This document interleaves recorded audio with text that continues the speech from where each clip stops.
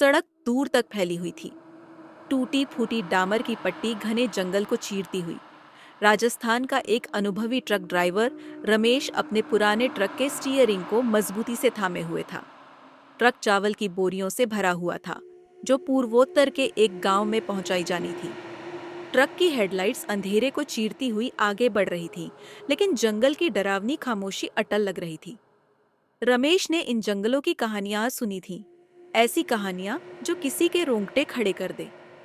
बुजुर्गों का कहना था कि यहाँ आत्माएं भटकती हैं और यक्षिणियां, वो मायावी प्राणी जो अकेले यात्रियों को परेशान करती हैं। लेकिन रमेश को अंधविश्वास में यकीन नहीं था। उसे समय पर माल पहुंचाना था और वो अपने वचन का पक्का आदमी था। जैसे ही घड़ी ने आधी रात का समय दिखाया, थकान ने उसे घेर लिया।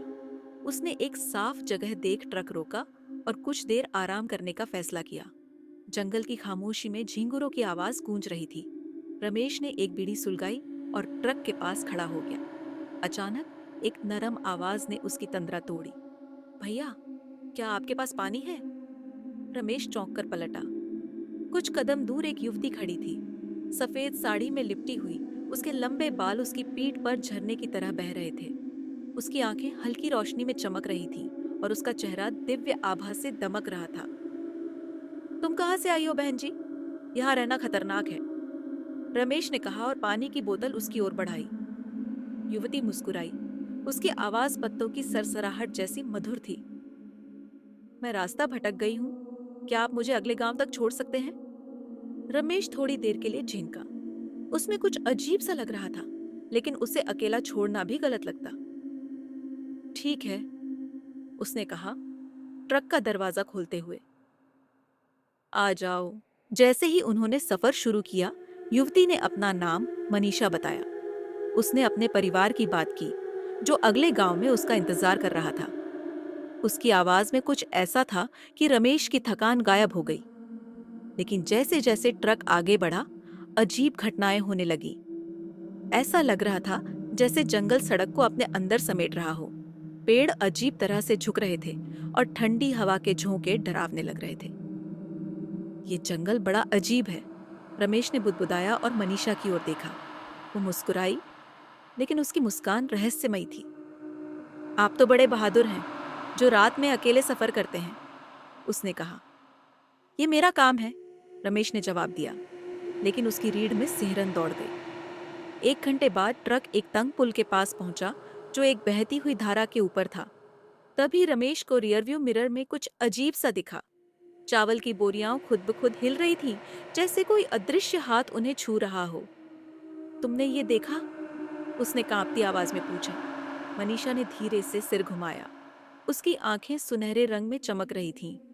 क्या देखा भैया?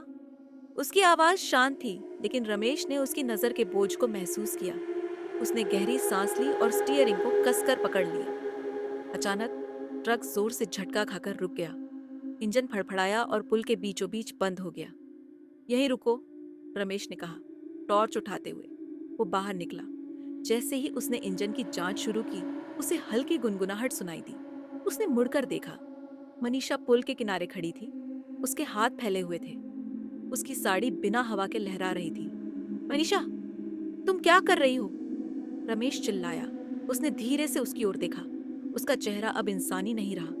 उसकी आंखें तेज रोशनी से जल रही थीं और उसके नैन नक्श भयावह रूप से सुंदर लग रहे थे। मैं कोई खोई हुई यात्री नहीं हूं रमेश, उसने गूंजती हुई आवाज में कहा। मैं एक यक्षिणी हूं, इस जंगल की रखवाली करती हूं। तुम मेरी सीमा में आ गए हो। रमेश के घुटने कांपने लगे, लेकिन उसने खुद को संभाल लिया। तुम मुझसे क्या चाहती हो? उसने हकलाते हुए पूछा। यक्षिणी हवा में तैरती हुई उसके करीब आई। मैं अकेली हूं, उसने कहा। सदियों से मैं इन जंगलों में भटक रही हूं, आदमियों को आते जाते देखती हूं, लेकिन तुम अलग हो। तुम्हारी दया ने मुझे तुम्हारी ओर खींचा है।